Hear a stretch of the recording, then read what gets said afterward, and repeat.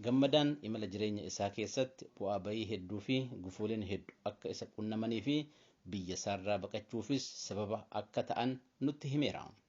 Erga biyya alaa kana dhufeellee rakkooleen qormaata jiruu fi jireenyaa ta'an na biraa hin hafne kan jedhu Gammadaan biyya alaa kanattis falmuu itti kan fuufe ta'uu isaa nutti hime. Erga biyya na dhufe hoo mee maaltu isa qunname laata? Gaafa baqattee biyya baate biyya Awurooppaa kana keessa seerri isaanii maal jedha? Mirgi dhala namaa addaan qoodamuu jedha. Human right is indivisible hin qoodamu. Garuu mirgi nama Afrikaa biyya Awurooppaa dhufe adda qoodamu. Ankiyyaan ufetti arge. Sirraa fudhatan. Akkami? Akka sirraa fudhatan sitti hima. Akka fudhachuu gaafa sana. Gaafa jalqaba biyya Jarman kana dhufee as dhufee namoota dubbisee waan godhu kabanya si turatanii si dubbisan sitti himuu hin danda'u.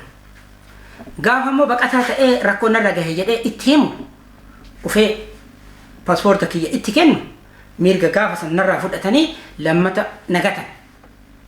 Kana qabaa kana godheeraa kana hojjedheeraa sirraa fudhatan. Sababni isaa maali? Sababni seeraa isaaniiti. Nama biyya isaanii nama biyya irraati dhufee biyya kana dhufee haala kanaan jiilchanii akka badu akka inni ol hin kaane godhuudha. Already fudhatanii abin jedhanii barsiisanii sadarkaa gaarii akka nama baay'een godhan. Kanaaf namoonni baay'een baqatanii biyya kana dhufanii biyya Awurooppaa kana dhufanii piroofeesara yuunivarsiitii horii barsiisan roona adda addaa barsiisan hin kuffisan nama kuffisu. Ofirraas godhan jechuudha. Sisteemicha biyya keenyatti yookaan biyya Afrikaatitti qaama si dhahanii mataa si dhahanii qawween si dhahanii si adabanii torchi si godhan. Sun kan qaamaati. Physical corporal punishment jedhama sun. Punishment akkasii sirra geessan. Kun kaasii immoo mental distortion si godhan. Torchi si godhan sammuudhaan akka ati nama hin taane. Kanaan hunduu beeku irra jiraata. Yoo ati baratte ogummaa fedha haa qabaatu muuxannoo fedha haa qabaatu kana sirraan fudhatan. Nama baay'ee muraasa ka oo milkaa'u.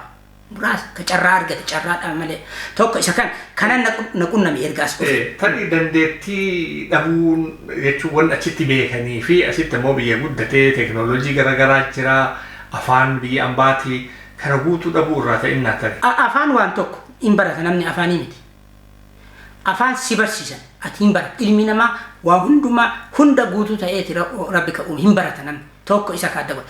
Afaan yoo ati barachuudhaaf carraa sii kennanii si barsiisan hin barata. Isaanii afaan adda ta'uu dabnu. Ogummaan ati qabdu muuxannoo ati qabdu san asitti illee tokkuma.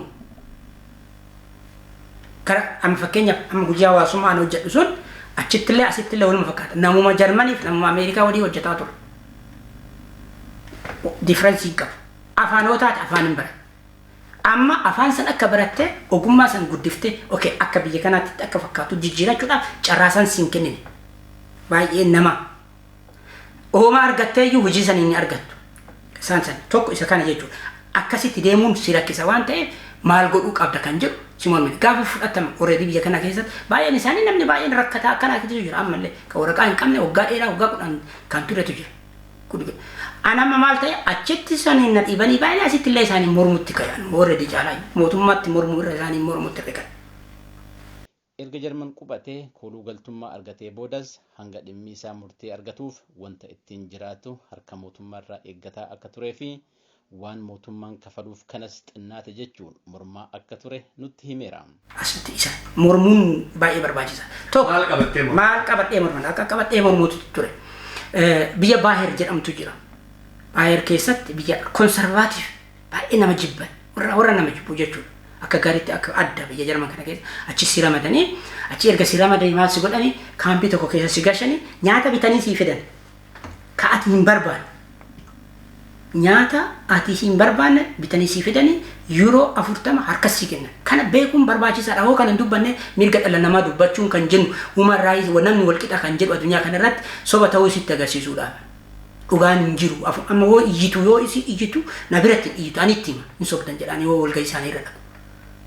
maaliif qabatamaa itti miti agarsiisa akka soban yoo beekte rakkisa yoo utuu beekni yoo beekte waan rakkoo waan hin beekin amma waan hin beekne wanarra dalagaa rakkoon qabu utuu beekoo sirra dalagaa matuwaan si dhukkoo saniif kan isin jechaa jiru maaliif akkana nuuf kennitanii namni wal qixan jenne akkamii akkana ta'uu danda'a kan jedhu gaafii gaafan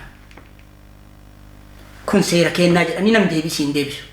Amma laal suni atireef dhufte kaampii keessa jirta mana godhattee hin baane hojii hojjetaa hin jirtu mindaa sin dhoorganne akka ati hin duune kaampii keessa si galchanii nageenya keessi eeganii yoo dhukkubsattee. Isa sanii miti amma sii kenna. Haqa jirtullee baasuun barbaachisaadha. Sihii biyya biraatii baqatee biyya kana itti dhufe. Kaampii si galchanii yoo dhukkubsatte hospitaala si geessanii baasiin achitti sitti bahu guddaa ta'ee sanirraanuu darbanii haga ati haqa abbaa biyyummaa asii argattuutitti birrii 40 harkasii kennanii badii maal qaban jette. Amma gaarii sun mirga namoomaa itti biyya tokko namni tokko baqatee biyya tokko seenuudhaaf mirga qaba jedhamee tumamee seeraan lafa taa'eera. An amma sana haasa'aa jira. Pirinsipilii haasa'aa jira. Malee waan isaan si godhan galata dhabuurraa miti. Waan isaan si waan nama baay'ee godhan akkuma galatatti akkuma ta'ee jedhee akkaataan sun akka ittiin ilmi namaa darbu sitti himaa jira. Rakkoo ilmi namaa keessa dabarsu sitti himaa jira. Rakkoo biyyaatiin wal qixa kaatee yoo namni biyya baqatee bahe maaltu akka mudatuuf akka barumsa ta'uuf sitti himaa jira. Yoo dhufee amma gaariidha welcome naan jedhan jedhee akka dhufu sanii lakkii welcoming hin jiru biyya ormaa keessatti akka namatti ilaallamtu kan jedhuuf akka irraa baratuuf sitti himaa jira malee isaan balaaleffachuu irraatii miti. Amma dhugaa reaaliti waan dhugaa sitti himaa baaraayiti jedha warri biyya kanaa dhugaa sobaa miti ittiin dabal waan jiraa sitti waan qunnamee waan an keessa dabarsa sitti himaa jira. Akkamitti akkatti mormitee keessa darbuu danda'a nama baay'ee kan keessa kufee kan maraatee kan du'a kan makiinaa keessa seenu kan bishaan keessa seenu biyya addaa dhufiitii baqate achitti illee rakko karaa irratti rakko asitti illee rakko meerree kan jedhutu waan jiruuf kun akka nama biraa akka hin qunnamne akka barnoota akka ta'uufiif sitti himaa jira. Isa kana godhan maaf akkas gootanii jennee gaafan kun aadaa kennaa jedha sirrii miti mirgi keessan seerri keessan namni martuu wal qixaa seera afottu wal qixaa. Lubbuun jiraaf wal qixaa mirga immoo baqattummaa gaafachuuf wal qixaa argachuu kennuu mootummaa santu murteessa. Garuu haga mirga argachuuf dhoggachuu gahutti seeraan qabamuu qaba jedha seerri. Amma seera sanirra hundoofnee dubbifnee ilaalle akkas jedhaanii turre. Hindidanii maal godhan haga paarlaamaa Jarmanii deemne. Paartii gara 4tu jira. Paartii gara 4 sanne isaan walitti waamne warra mirga dhala namaa warri morma wajjin dubbanne dhandhee itti agarsiisa. Haga ministeera hawaasummaa bira dhedhee hundumaa goone jechuudha. Paarlaamaa Bavaariyaa san keessatti nyaata gubne. Nyaata isaanii sirnaan namaa kennan fuunee nama gara 5,000 baqataan biyyoota adda addaa nyaata gubne seera jijjiirsisine. Maaliif adda ta'e? Gara naannoo 16tu jira. Naannoo tokko keessa horii namaaf kennan. Naannoo tokko keessatti nyaata siif kennan. Biyya tokko keessa maaf seerri garagaram ta'a amma tokko isa kana jechuudha. Inni kun hin jijjiira fooyya'aa dhufe jechuudha. Kaa biyya saniin fooyyessin gahee qabna achi keessa. Kan biyyatti kan nurra gahe ku asin nurra gahu namni barachuu qaba. Nama biyya Itoophiyaatii dhufe barumsan kennaniif dhugaa akka kennan carraa barnootaan kennaniif. Ammallee akkasumatti baay'ee namni biyya Itoophiyaatti dhufe maaliif akka dhoggatan nuun galu namoota biyya biraatii dhufan hin jiran argaan qabatamaan waan adda addaa waan arguuf sitti hin dhoggatan. Anaayyuu naan jedha siin eeyyama barachuuf naan jedha. Kun afaanumaa baafatan barachuun barbaada waati jedha. Yoo mormatte hin argatta. Yoo mormatte yoo mirga kan kee mormatte maaliif warri si dhoggatu warra barumtaan caalaa ta'ee waan beekisa osoo hin ta'in warra jibbiinsaan guutame si dhoggata. Warri si kan warri olaan akka fayyaa warri qabu doktora warra ta'an warra seera baratan seerri lafan buutu seera kabajan waan ta'e warra saniif jira seera eeganii seera sanii beekanii eessa akka nama dabu eessa akka nama fayyisu waan beekaniif si dhoggatan. Isaan bira ga'u garuu karaan cufaadha baay'een isaanii. Wanti amma asirratti qulqulleessanii bira darbuu qabnu akka seeraatitti seerri waan namatti dabse hin qabu. Hin qabu. Warri seera saniin bulullee akka imaammata biyya saniititti nama kana jibbaa jedhanii wanni namarratti labsiidhaan yookiin ajaja wayiitiin seera san guutuudhaaf namarratti dhiibbaa godhanii jiru. Rakkoon jiru warra nama jiru.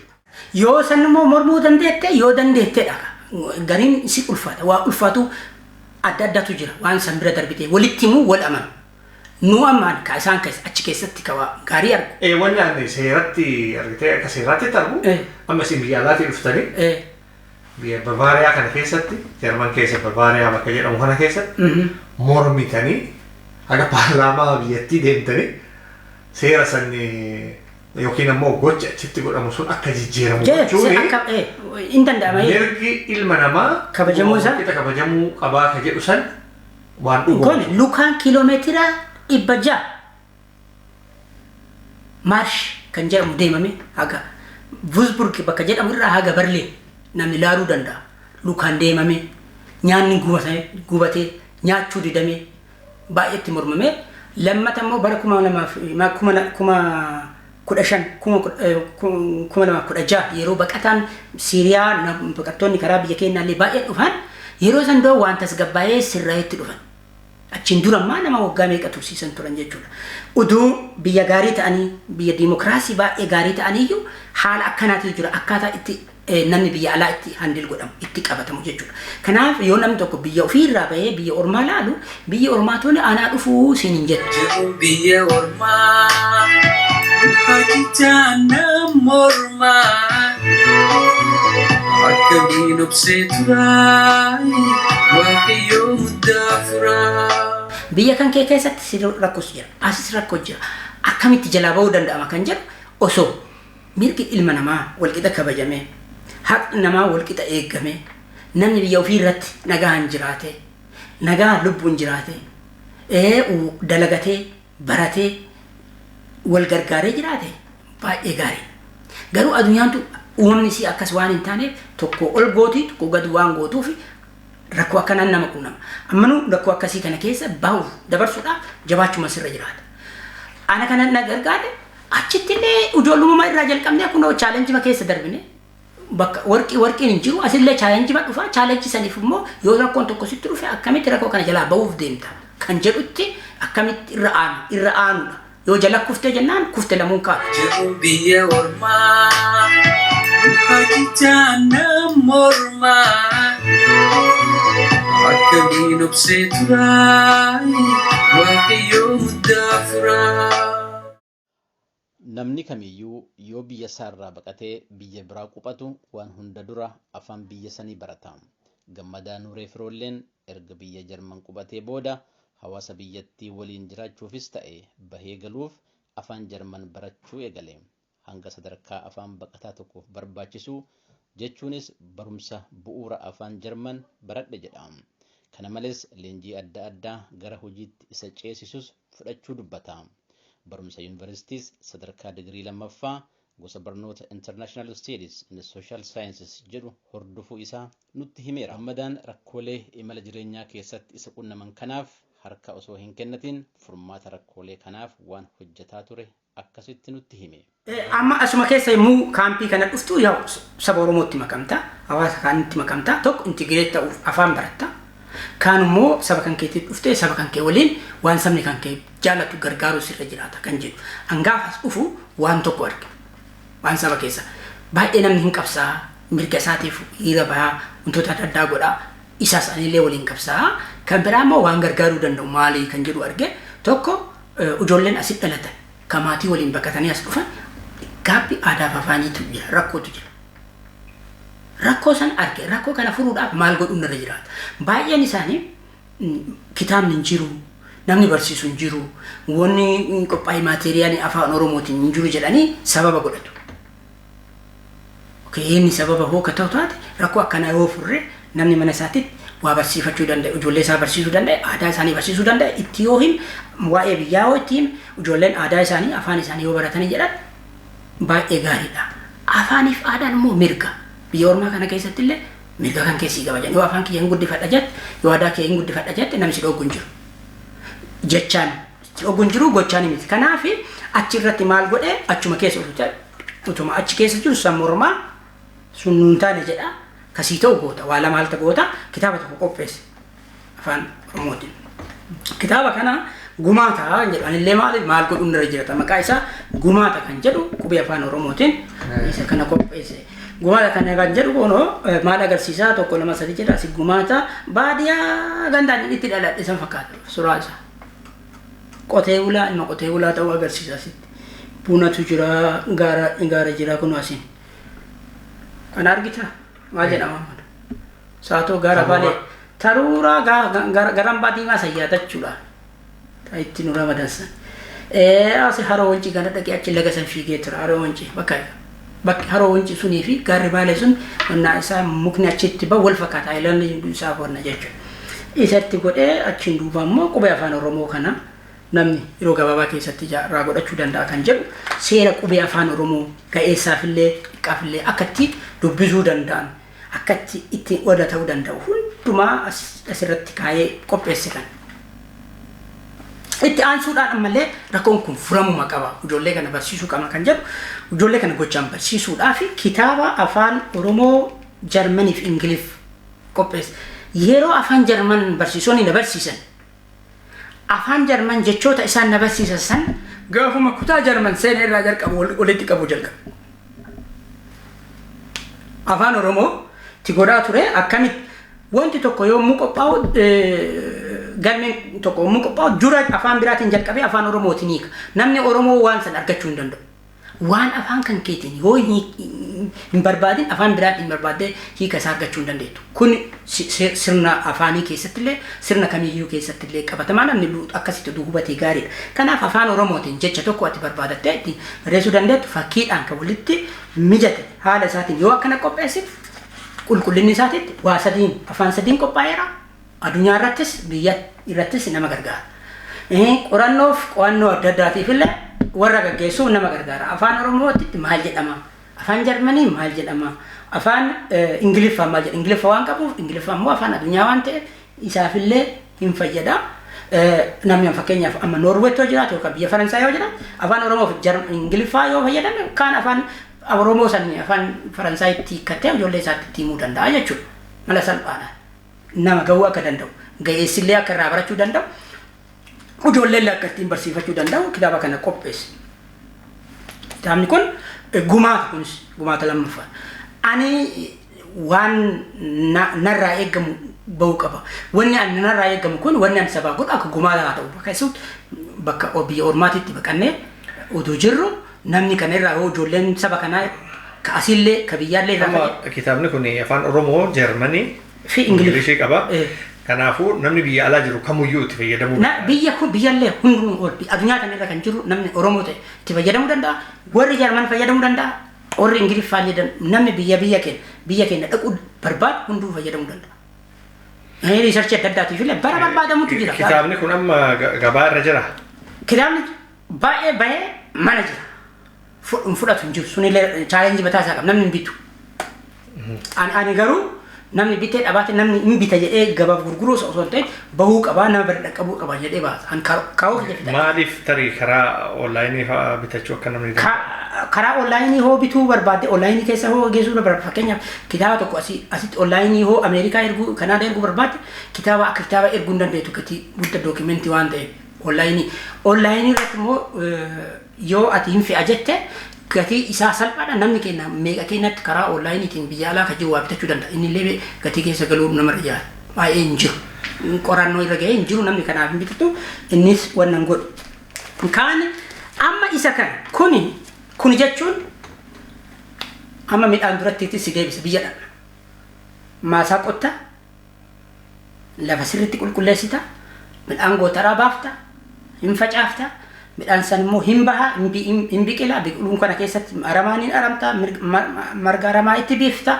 midhaan kun hin biila erga biileen booda immoo hin asheeta erga asheeteen booda asheeta bareeda irraa kukutatanii hin goga kaan immoo harkaan hamta kaan makiinaan hamta erga hamteen booda immoo hin ayidda kaan makiina ayiddee immoo gootaraa galchita achi buuftee mala itti nyaata magana kan gootaraa galee taa'ee jechuudha kun harkaa qabdaas fuuta akkamitti nyaata midhaan sana mana baaburaa geessitee mana daakuu geessitee daattee buddeena ta'ee itootti dabaltee haga nyaachuuf ga'utti ammallee isaa akkatti fayyadamu. Kanaaf isaafillee Akkami barsiisa afaan kana afaan mirga barachuun dirqama barsiisuun dirqama wanti martuu mirgaaf dirqama qaba yoo mirguma qofa ka iyyinu ta'e dirqama hoo kan beekne ta'e uduma iyyinu duuna malee biran ga'e kanaaf lamaanuu wal faana ani dirqama qaba kika beeka mirgas qaba kan rakkisu mirga nama hooggannu kan rakkisu namni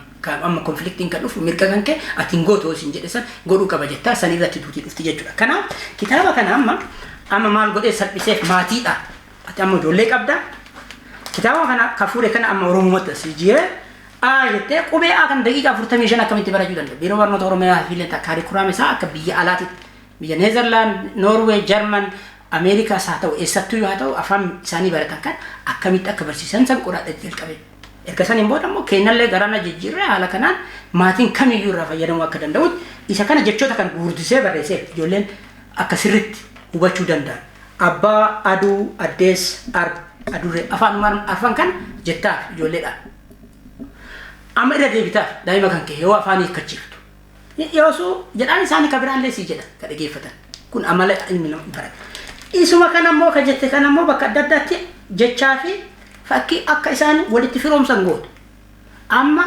yeroo hundumaa barnoonni hirmaannaa hin qabne dalagaan hirmaannaa hin qabne gatiin qabu akkuma ka waa'ee dubartootaa sitti misan kan baruuf barsiisuu sirna baruuf barsiisuu keessatti kaarikulama baruuf barsiisuu keessatti hirmaachisaa waan ta'een barnoon sun gogaadha gogaan kokkee nama kokkoka akka qixxaa gogaadha kanaaf hirmaachisuu qaba ila san ijoolleen kana achiin booda immoo jecha kana fittee guddiftee barreessite halluu ati barbaadde itti dibi jettaan rinti gootee kennita dubbachuu qabda jettee mucaa dirquun kanaaf namni waan hin baranneef goga isallee sababa isaasitti jechoota kanaan gadi halluu akka itti dibamu maal addees abbaa adurree aduu amma si gaafachuu danda'a as keessa maaliif dheebatee maaf gabaabatee maaf jabatee sirna afaan keessatti jira sababni isaaf ta'a kana ittiin himtu kun kompleektii kun sadarkaa isaa qaba kanuma itti jettaaf akkasi akka jedhu akka gabaabatuuf akka dheera amma addeessaa fi abbaa akka adda adda jedhu ittuma hin dagan afaan jarmanillee afaan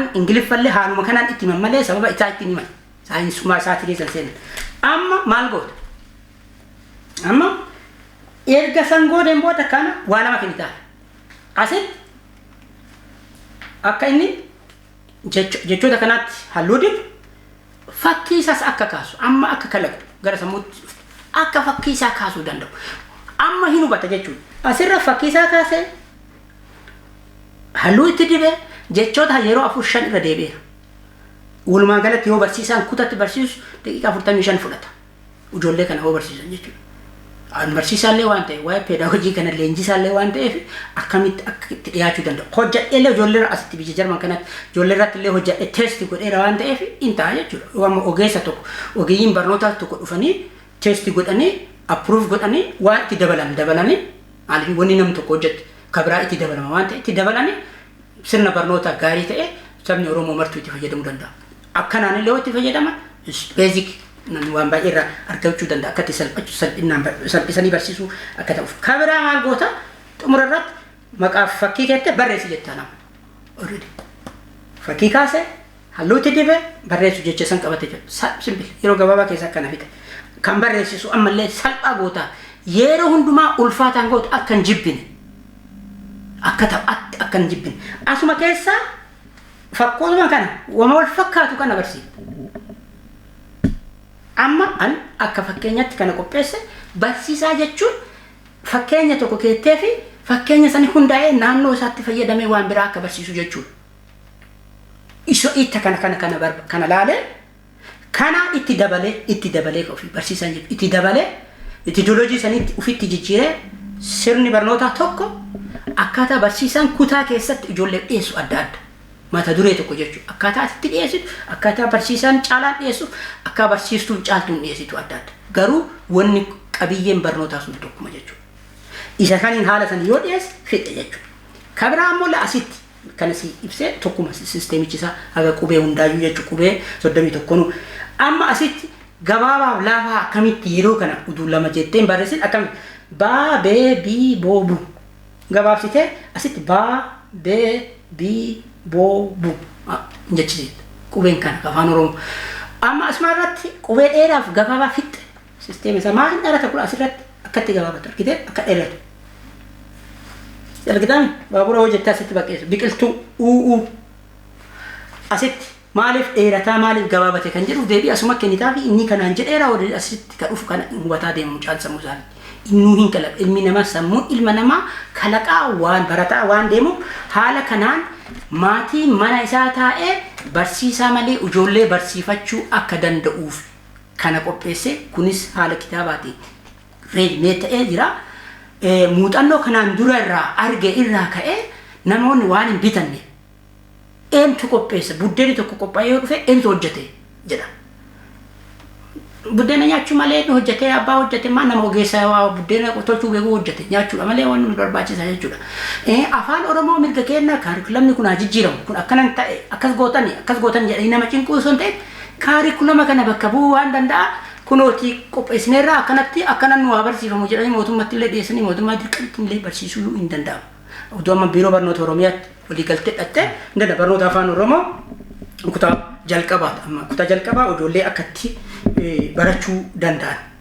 Haala kanaan itti qopheessite kutaa lammaffaallee jira amma akka sadarkaa isaaniititti jechuudha asitti kutaa lammaffaa ka gootu kana immoo seeraa qubee itti barsiiftu qubeen maal akka ta'e akkamitti qubeen dhaabatu qubeen sadarkaa akkamiin deemu erga barsiifteen booda hojjechiisaa dhufte jechuudha yoo gara qubee dhufte warra urmi isaanii gurgurtaa ta'e kaan da'aman seera isaa akkamitti qubeen gabaabaa dheeraan laafaan jabaan akka dhufu sirna kanaan yoo gootee namoota dhiyeessite meeshaa barnoota guutuu yoo qaban saba kan barreeffamaan qabnu kaan immoo karaa teknooloojiitiin guddifne karaa adda addaatiin yoo sabaaf dhiyeessine uummanni miiliyoona baay'ee qabna jennu kun hin beekamu. Kun hin dhaqqaba jechuudha. Kun immoo namni baay'een qubee kana qulqullinaan hin barreessu dhuma barreessa akkuma arge barreessa.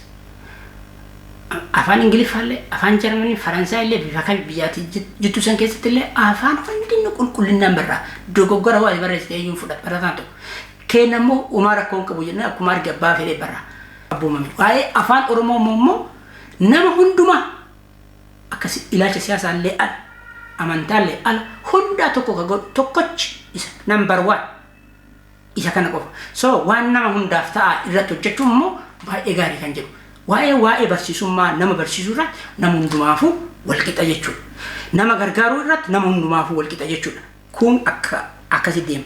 Inni biraa namni ijoolleen fakkeenyaaf afaan magaalaa keessatti dhalatanii afaan biraatiin afaan hiikkatan. Hin beekan afaan hin beektu jettee ofirraa achoo dhiibte qaamuma kan kee obboleessuma kan kee dhiibtee deebitee diinas ta'ee warra rakkisan. Isaanii furmaata kun nurra jiraata. Tenneen hoonaas mirga kennaa inni jennee hoodin itti ta'a. Akkatti afaan inni beeku saniin afaan Oromoo fakkeenyaaf ijoollee Finfinnee jirtu warra biyya alaatti yoo warra maatiin isaanii afaan Oromoo hin dandeenye garuu Oromoo ta'anii yookaan warra biraa Oromoo barachuu barbaadan yoo jiraatan akka baratan waan baratan qopheessita. Tokko guddina afaaniif barbaachisa. Afaan ni guddata, afaan ni dagaaga, afaan ni du'a, ni bada. Ka guddatu yoo namni baay'een dubbata. Kan dagaagu yoo namni ittiin barreessite, ittiin barsiifte, ittiin qorannoo gaggeessite. Kan du'u yoo namni dubbatu dhaba. Namni baay'een qaamni kan kee afaan kan kee dubbanne afaan ni du'aa deema, laafaa deema. Kanaaf akka afaan dubbatu afaan adda addaatti jijjiirtee afaan biyya adda addaatti hiitte namni baay'ee akka beeku goota. Afaan kan kee akka beekamu goota. Kanaaf qaamuma kan kee mana kan keetii kaata jechuudha. Obboleessi kan kee afaan yoo hin dandeenye ta'e sababa bakka itti dhalate sanii ati immoo akka inni danda'u waa qopheessitii ergitaaf. Kana qajeelumaan sammuu qajeelaa ta'e yaada qajeelaa ta'e walirraa fudhachuu qabna. Dhaamsatti illee haa ta'u kan akkasitti kennaaf. Kanaaf isa kana isuma goone kana kunoo afaan kama afaan qopheesse kan afaan kanaan illee qopheesse. Adurree matkaat kanuma godhee qopheesse. Afaan Amaara, Oromoo, Amaara, Ingiliff. Namni tokko mucaan sun Oromoon beeku, Amaariffaa fi Ingiliffa hin beeku. Oromoo maal akka ta'e daqiiqaa akkatti barata jechuudha. Dubbarsiisan jedhan yeroo gabaabaa keessa akka na'u barata. Fedhallee qabaa jechuudha. Kana haala saniin achum booda jechoota san erga fixxeen booda jechoota asii baaftaa. Gadi barreessitaa guddifsiite afaan kanaan barreessitaa hin fuudha. Qubee asitti illee rakkoo hiitta haala kanaan kunis qopheessite jechuudha. Kunis isaan akka gargaaru kana haala kanaan qopheesse. Kun immoo erga biyya kana dhufee immoo itti aansee qabna. Nama gargaaruun baay'ee barbaachisaa. Mirgi tokko waa hojjechuu danda'uu san namoota agarsiiftee kan akka amansiiftee ka dirqamsiiftu dirqamsiiftee waa fudhatta. Tokkoon amansiifta bakka adda addaatti hin kadhatta fudhachuu jira amala tolte.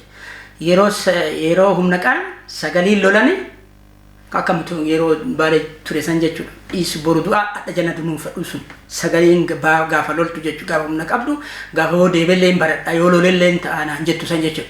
Yeroo humna dhaban sagalee tolanii kan jedhamu san immoo waan warri kennan nuukin gaafa biyya ormaa dhabtu immoo sagalee toltee bakka si taa'utti mormattee bakka si hin taanetti immoo sagalee toltee bakka adda addaatti waa fudhachuutu jira. Isa keessa amma maal godhee waan biyya hojjechaa ture san biyya kanatti eeyyama baafachuun irra jiraata. Baqataa gargaarutu jira kana hojjechuudha namoota baqatan mirga isaanii sarbaman rakkoo adda addaa irra gahu kan gargaaruudha. Akkasi gargaaran illee jiranii akkasi wal gargaaraa namni kan irratti hirmaachaa ture. Erga ture immoo waan kana immoo qabatamaan waan an hojjedhu kanaayyuu kitaabuma kanaayyuu namni narraa fudhachuuf namattuu beeksisuudhaaf eeyyama nama barbaachisa. Eeyyama kana baafachuun irra jiraata kan jedhu itti yaadee maqama dur dhaabaa eenyoo biyya Itoophiyaatti yemmuu ture qabu san biyya kanatti galmeessisiise. International Friendship Association kan jedhu biyya Jarman kana keessatti seera isaa qopheesse abukaatoo bitadhee jechuun warra noota warra jedhamtu jira. Seeratti dhiyeesse sana immoo ji'a sadii keessatti naa galmeessan mootummaan asii naa galmeessanii naa fudhatanii erga isaan fudhatanii asittillee aadaa saboota adda addaa kan biyya keetii kan saba keetii kan biyya hundaa walitti fidee akkamiin waliin jiraachuu nagaa waliin jiraachuu danda'a. Mirga namaa akkamitti waliin kabajuu danda'a. Nagaa akkamitti waa godhuu danda'an kan jedhu. Baqataa tokko irra mirgi isaa sarbame akkamitti waliin hojjechuu danda'a kan jedhu leenjisuu waan adda addaa walitti fiduudhaaf qopheessuudhaaf afaan illee barsiisuuf wantoota adda addaa barsiisuuf aadaa barsiisuudhaaf akka nu dandeessisuuf sagantaa adda addaa qopheessuuf akkana dandeessisuuf isa kana eeyyama baafadhee akkasumas immoo biyyatti nama gargaaruu rakkattoota gargaaruu dubartoota ijoollee barsiisuu waan biyyaaf ta'a biyya kanatti ogummaa adda addaa akkamitti akka ce'uu danda'an karaa seera qabeessaatti eeyyamaan ceesisuuf kan dandeessisu seera san baafadhee erga seera san baafadheen booda asitti wantoota adda addaa godhaa ture kaan PowerPointiin sitti agarsiisa kaan immoo mee akkuma rakkatti akka tooftaa dur biyyatti waan hojjedhu namootatti agarsiisuu sitti agarsiisa. Namni biraallee akkatti ani fandii namoota irraa argadhu proposal utuun barreesse asittillee akkamitti yeroo mara PowerPointii namatti agarsiisuu hin dandeettu yoo afaaniin namatti himte wanni afaaniin namatti himan hin dagatama waa wayii qabadhee akkatti dhaqu sitti agarsiisa. Kun namni biraallee ilaalee haa fayyadamu warri biyya adda addaa jirtanillee ilaalaatii waa hojjettan walitti qabaatii dhaqaatii namoota agarsiisa tooftaa sanii namoonni waan isin hojjettan beekanii isin gargaaruu danda'an tooftaa ani itti godhee kana isin agarsiise tokko kunoo asitti wantoota adda addaa immoo godhu kunoo asitti ilaali fakkuma hojjedhe kana dur biyyatti fandii kanumaan fida malee ani propozaalaadha miti kunoo ilaali. Asirratti godha exhibitionii olii gadi hin qabatanii deeman. Akkas goota asitti waa'ee orienteeshinii kenna warra adda addaa nama baay'ee dhufa sagantaan ani qopheessu irra hin jaallatanii maaliif sagantaachi hirmaachisaadha ijoollee irra hirmaata nama gurguddaa hirmaata Oromoon baay'een hin jaallata akka biyya kana akkasitti hirmaataa turan kun akkasii ilaali. Amma kun salphaadha fuutee olii gadi hin deemta harkatti qabatta eenyu yoo dhadheetti agarsiite maal jedhan daqiiqaa takka sammuu oo kadii duullee sammuu jijjiirta achumatti tole jedha yoo hin dinnellee namas yoo hin dandeenyellee karaa namni itti si gargaaran jedha kun aada jechuudha ijoolleen ammasitti dhalatan kun ka amma jennu ka afaanii ka asitti hirmaatanii bakka adda addaatti godhan isa kana kun hirmaannaa fedha irratti hundaa'e namni jaalalaan dhufee hirmaate yaada kennee irraa galu jechuudha. Akkasitti kana godha isinis bakka adda addaatti yoo jirtan biyyoota adda addaa keessatti hojii hojjettan hojii hawaasaa hojjettan dhaabbilee adda addaa irratti hojjettan dhiyeessaa yoo isin rakkisanillee akka isin rakkisanillee ragaa isin waan ta'uuf waa isa nama isin rakkisanillee suuraa kana irratti haala isin rakkisa haala rakkoo isa itti agarsiisa. Gaafa san namni sirriitti ofiisaatii si fuudha jette ragaan baay'ee barbaachisaa waan ta'eef amma tooftaa kanaan kunoo kana hojjedheera jedhaan yoo kanatti agarsiisi ka afaan odeessa san irra kiyya kana ilaala. Nama baay'ee dhufee ilaala jechuudha nama baay'ee na dubbisa uduwaan inni na dubbisaan jedhin na dubbisa. Amma kun waa biyya kanatti akkamitti aadaa afaan waan amma isin jedhe kitaaba isinitti hime kan ijoolleen baay'een yeroo baay'ee rakkoon jiru asirratti yoo sitti ijoolleen baay'een maatii waliin dhufanis biyya kanas dhalatanis sababa afaan wallaalinsa irraa kan ka'e hanqinnatu jira. Yoo nu hirmaachifne jenne deebanii nu gargaara. Qomoo nu ta'u, jabina nu ta'u. Bakka adda addaatti ijoolleen maatii gaarii argaa jira. Kanaaf hirmaachisuun baay'ee waan ta'eef kun waltajjii irratti bakka adda addaa irratti hirmaatan ijoolleen bahanii. Kun kan biyya kanaati itti fufa wanni kun. Biyyaayyuu darbee amma kun qara ijoollee saba Oromoo irratti hojjetaa turre.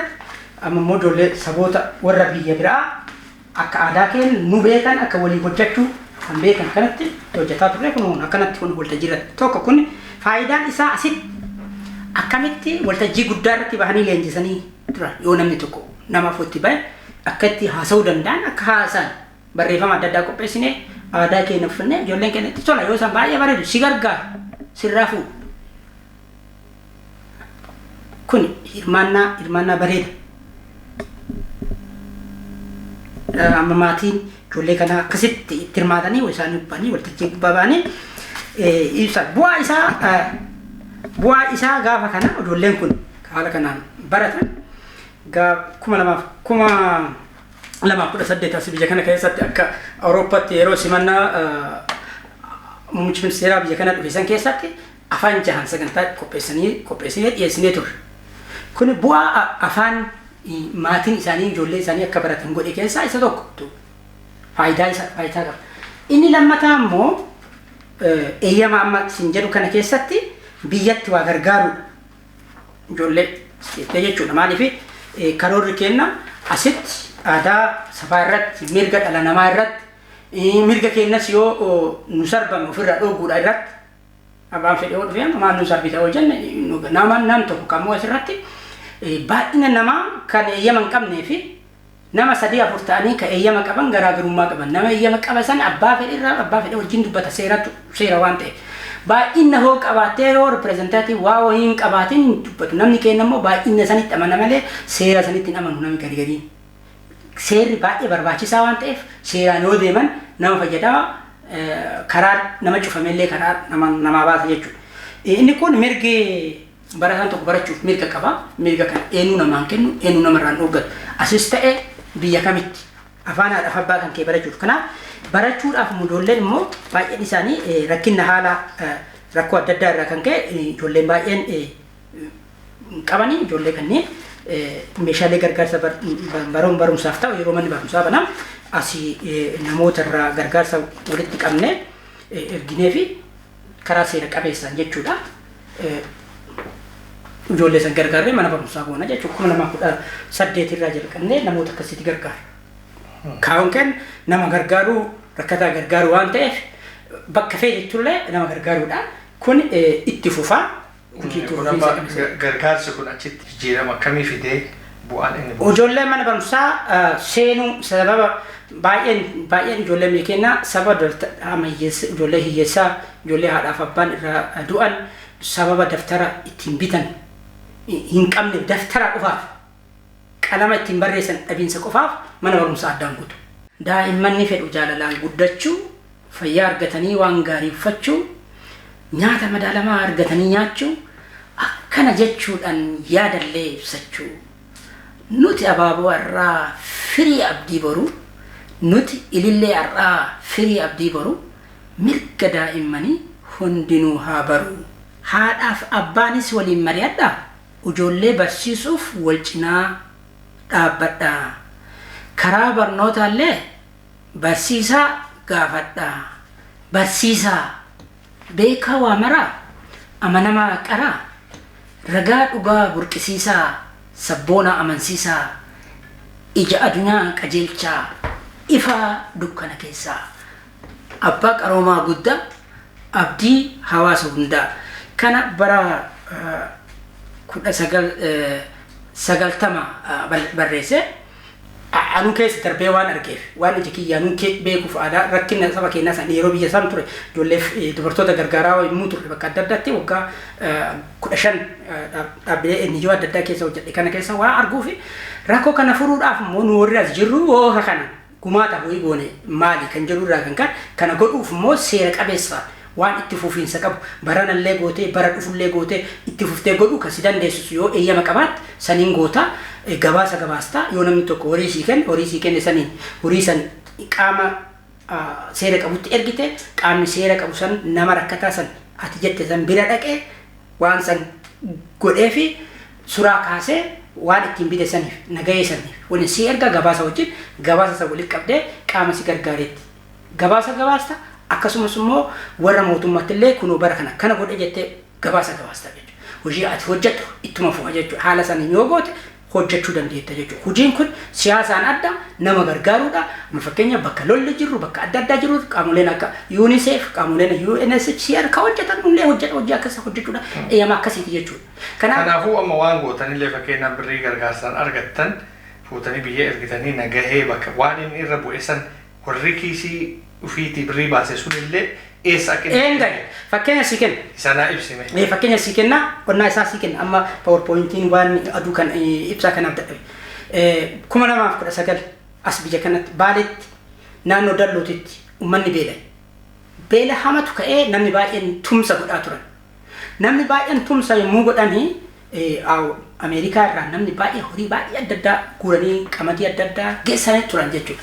Nus akka qaama tokkotti gargaaruu qabna kan jedhu xalaa adda addaa barreessine namoota adda addaatti goone namni gariin immoo nu afoo dhaabatee akka nama dhuunfaatti fakkaate lakkiin nu qaama seera qabeessa kan mootummaan biyya Jarman beeku akkaataa mootummaan biyya Jarman beekuuti waan barbaanne hojjechuu dandeenya eenyu nu dhooguu hin danda'u kan jedhudha qaamni tokko kuma xiqqoodha qarshii 1,000 nuuf kenna qarshii 1,000 inni nuuf kenne kana daarektii baankiidhaan biyyatti ergee namas Finfinnee irraa haga dalloo kiiloomeetira 550 fakkaata. Akkasumatti fakkaata. Achi dhaqanii qamadii yoo bittan guyyaa takka nyaatanii dhumata. Qamadii bituu irraa qaamota rakkattoota warra rakkattoota san qaama dhimmi ilaaluuf wajjin taa'aa haasaati maaltu isinii godhama kan jedhu godhaati goromaa re'oota bitaa fi kennaa fi haga qarshiin sun dandeettu kan jedhu waliin mari'an. Sumateenne jechuun balbalmaa wajjin mari'anne achi dhaqanii re'oota 22 ana dallootitti namoonni haasa'uu danda'u arguu danda'u waan qabatamaa lafa jiru waan ta'eef binnee kenniniif. Erga saniin booda hoo naannoo sun yeroo namni gargaaruuf deemee achi dhaqu lakka qamadii qofa nuun kenninaa yookaan daakuu qofa nuun fidinaati waan itti fufumu re'oonni sun dhaluu dandeetti namni hiree qabu baay'ee horuufii dandeetti. Saayikooloojii namoota saniiyyuu jijjiiru. Nyaanni guyyaa tokko sii kennama hidhuma waan ta'e waan dhumuu namaaf hin kennu waan itti fufuu qabu namaaf kennuuf kun muuxannoo dhaabbanni kenna itti amanu waan ta'eef sustainable waan itti fufuu danda'u woo namaa goote gaarii kan jedhuuf san gooneef jechuudha. Achiin boodallee dhaabni sun gabaasuma san fakkii sanii wajjin qabsiifne gabaasa kun kana goonee galatooma kan jedhu xalaa barreessineef 2020 immoo ijoollee dubartoota durbaa harka qal'eeyyii kan mana barumsaa dhaquu dadhaban kan warra qaama hidhattoota adda addaa qaban gargaarraa borsaa kennaa fi yookaan yuunifoormii barnootaa kan bitachuu hin dandeenye goonaaf jennaan nu gargaaranii qarshii 1,100 nuuf kennan hundinuu 200 san hundumaayyuu erginee saniin ijoollee durbaatiif kan hunda godhame. Salee suuraa isaa sifan erga weebsaayitii keenya irra illee jira namni ilaaluu danda'a waan godhame jechuudha. Qabatamaanis dodola dhaqanii ilaaluu danda'an. Godhameera waan godhamne. Achis yoo goonu akkamitti kennama yoo kajan qaama gandaa irraa jalqabee namoota jaarsolee beekamtoota warra amantaa irraa jalqabee eenyutu rakkoo qabaa jedhamee sirriitti iftoomaan kan loogii hin qabne kan sanyiidhaan bakka dhalootaatiin amantaan hin dunqoodin ilma namaa waan ta'eef qofa akkasitti akka kennamuuf goona. Wanni nu hojjennu haqa irratti hundaa'ee rakkoo namaa furuu akka danda'u itti fufiinsaan godhamuu akka danda'utu deemama jechuudha. As keessatti immoo waan kana jabinaan fandii argatamee itti fufame hojjechuudha. Namni nama bira dhaabatu namni nama gargaaru hoo jiraatu nuti nagahee kenninaa fi karaa seera qabeessaan hojii hojjetama hojii hojjetamu immoo rakkoo namaa furaa jechuudha. Emooshinaalii foo miiraan ka'amee fiigamee waan addaan citu osoo hin ta'in waan itti fufamee rakkoo namaa furuuf deemu seeraan heeraan eeyyamaan mul'atan waan hojjetamu jechuudha. Wanni mul'ata qabu immoo yoo namni mul'ata qabaatee eegale sun illee hin jirre hojichi hin jiraata itti fufa jechuudha. Waan dhalootni biraa dhufee fuudhee hojjechuu danda'u hojjechuuf hirmaachuun baay'ee barbaachisaadha. Namni kana irratti immoo akka adda addaa jirtan nu gargaaruu barbaadan nu akkanatti gargaartanii isinillee gahee keessa yoo baatan ijoollee harka qal'eeyyii dubartoota harka qal'eeyyii warra gargaarsa addaa barbaadan wantoota adda addaa barbaadan biyya keenyatti gargaaruu hin dandeenya. Bakka kamittuuyyuu guutuu biyyattii san keessattuu Oromiyaa guutuu keessattuu bakka adda addaatti gargaaruu hin dandeenya jechuudha. Namni nu wajjin hojjechuu barbaadan asumaa waamicha isinii dhiyeessa. Xumura irratti immoo isin teessoo keenya achi jalatti yoo nuuf keettan namoonni kanaan nu qunnamanii nu waliin paartinara ta'uu dandeettanii nuti asii hojjechuu dandeenya. Mootummaa Jarmaniirraa eeyyama qabna.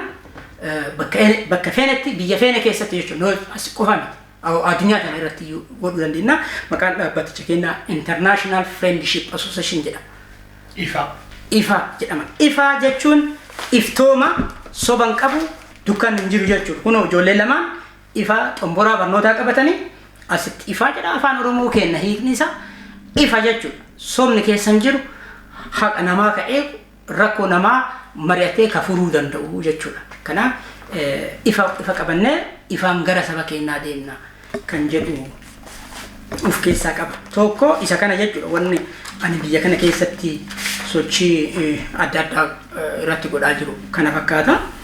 Namni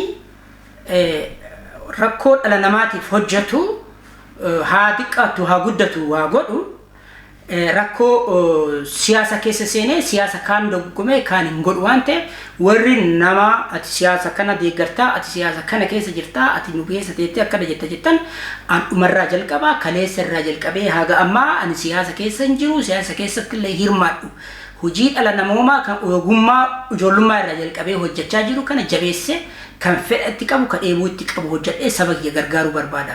Karaa kanaan namni na tumsitanii na wajji hojjechuu barbaadan ogummaa gara waggaa 25 qaba. Itti daballee keessanillee daballee kiyyallee daballee walitti gumaacha goone walii hojjechuu hin dandeenya. Anis waan qabu namaaf gumaachuu qaba. Isinis waan qabu naa gumaacha kanaan na bira dhaabadha. Yoo kanaan na bira dhaabachuu dadhabdan na farajjanii gufuunatti hin ta'inaan namni baay'een kanama sin gaafachuu barbaada. Baay'een biyyoota adda addaa karaa adda addaatitti osoo hin beekin wallaala keessa gufuu ta'anii nama wanna godhantu jira. Akkanaan akka beeka dhugaan akka habaatu hagammaa namatti dubbadheellee beekeen jiru biyya keessallee hoo ture akkuma nama Oromoo tokko dhiibamaa ture malee. Kana maalirraa kaatee jettee amma? Kana waan jiraaf namoota ilaalcha namoota keessaa woo dalagaa hojjetu irraa fudhachuu dhiisuudhaaf yoo waan godhu irratti namoonni ilaalcha dogoggora qabaatan akka waan inni qaama siyaasa tokko dogoggaruutitti farajanii na rakkisan waan ta'eef kana waan arguuf miiraanillee gochaanillee yoo fakkeenyaaf amma mata waabee walitti qabu irratti hirmaachuu diduu adimaa godhu garuu cubbuudha yakka rabbi biratti fudhataman qabu ani arga waan ta'eef yoo ilaalu sababni isaa kana waan ta'e argeef akkasii miti annama akkasiitii miti akka beekan itti muu barbaada. Tokko nama san beekuu laaluutu nurra jiraata. Maalidha namni suni maal qabaa maal hojjetaa hammam beekaa hammam hin beekne yoo jennee udullaanin akkuma argine fiiknee yoo jenne ol kaafne yoo gadi buufnullee akka malee kufee caccaba. Nama akka argitanillee ol hin kaasina daftinillee gadi hin buusina. Osoo olillee hin kaasin osoo gadillee hin buusin ilaala madaala yoo san madaaliidhaan yoo ta'e gaariidha. Kana dhaamsuu fi barbaada namoota jechuudha. Kaan immoo namni martinuu uumamaan waan rabbi namaa kenne qaba. Uumamaan namni kana qaba kophaa ofii namni bakkaan hin gahu waliin bakkaan gaha. Namni ofiitiin hojjetu sabaaf hojjeta nama hawaasa keessa jiru saniif hojjeta. Hawaasni sun immoo nama isa keessa jiru ilma isa waliin jiru san qeebalee irraa fudhatee wajjin itti hirmaatee ilmi sun keessaa bahee wanna ta'a. Yookaan hawaasuma santu nama san achitti ufuma isaatii osoo hin beekin ajjeesa. Kun beekee ajjeesa. Bifa lamatu namni duuti lamaa jechuudha. Kun hawaasa beekee ajjeesa. Maaliif ajjeesa? Yoo waan inni godhu waan namni sun godhu san irraan fudhate namichi sun hin du'a achuma keessatti du'a. Yookaan immoo yoo beekan immoo akka inni hin goone hoo hinaafaan itti kaniitti duulaan hin du'a sunillee ajjeesa. Kana lamaan irraa gabaabatanii yoo wal gargaareen wal tumsan wanti sun saba biraatiif darbaa jechuudha. Kaan gaafa namichi du'e qofa waan san kaasanii yoo jedhan amma gaafa an jirre yoo kaasanii ebaluun gammadan kana godhee kana hojjetee akkana godhee jedhanii haasan hiikan qabu anaaf. Nama biraatiif illee baay'ee hiikan qabu. Gaafa jirtu gargaari. Bira dhaabadhu yoo ka isaa tumsitu ta'e irraa fudhadhu. Tolaa yoo fudhadhu jedhan fudhadhu. Yoo hin gargaarree cadhisi. Gaafa du'e hin boohin. Anaafi anamma dhidhaamadha sumatti waan argu baay'ee muuxannoo waggaa dheeraa argaman bane. Gaafa jiru na fira dhaabadhuuti na wajjin waan an godhi yoo dadhabina qabaadhe itti dabali sirreessamee adeemuu sabaabaa ta'u. Gaafa hin jirre immoo akkas godhee gammadaa hojjete hin jedhin ammuma isinii dhaamadhe. Kanaan geessinaa kaan xumura irratti baay'ee galatooma yeroo keessan aarsaa gootanii karaa dheeraa imaltanii dhuftanii nagaafachuu keessan haalaan keessa darbe nagaafachuu keessaniif baay'ee galatooma. Yeroo biraallee haaluma kanaan jabaattanii waan gaarii namoota waan isaan hojjetan waan hojjetanii immoo mul'achuu fi dadhabe karaa irratti hafe baaftanii walqixa kan ta'e waan madaalama waan nama maraa walitti harkisee nama walitti araarsee yaanni nama yeroo hundaa miidiyaan keessan filatamaa ta'ee namni baay'een jaalatee irraa laalu godhuudhaaf ogummaadhaan hojjedha. Miira irraa xiqqoo fagaadha namni baay'een miira keessa galchee akka namni nama jibbu muddamee namni nama jaalata muddamee nama jaalataa san irraa akka gabaabatanii waan gaarii isin fudhatan kan hawwanii isin faana deemuu godhu irratti hojii hojjedha. Hojii ogummaa hojii immoo nama mara walqixxeessee baasu karaa adda addaatiin eegattoo hirmaattan kana caalaa guddachuu dandeettanii kana sii dhaama jechuudha. Dhaamsi dhaamullee fuu waan goonee dhaamanne nagaan nu bula.